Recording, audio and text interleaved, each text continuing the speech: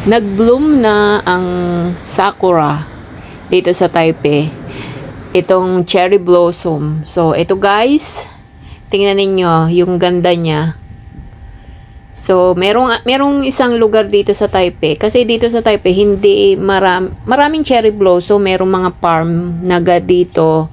Kaya lang pupuntahan mo siya, medyo malalayo. Dito sa mga palabas to ng Taipei. Pero Taipei City pa rin siya. Papuntang Yangmingshan. Ito, nag-bloom na yung cherry blossom nila. So, nagpunta kami. At ito nga siya. Tuwing winter lang to lumalabas. Nagbo-bloom yung mga bulaklak. Kaya, inaanuhan siya ng mga tao. Talagang pinupuntahan para ma-enjoy ang ganda ng bulaklak. So, ito na, panoorin nyo at napakaganda, ma-amaze ka. Maganda nga pala talaga siya kasi hindi ko naman talaga first time ko lang tong makita ng malapitan.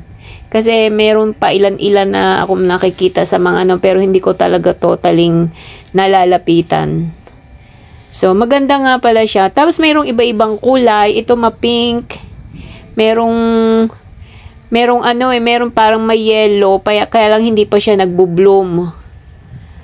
Ito mga halos isang kulay ito. Merong bright na pink, merong parang light ang pink, medyo mapula, ganyan.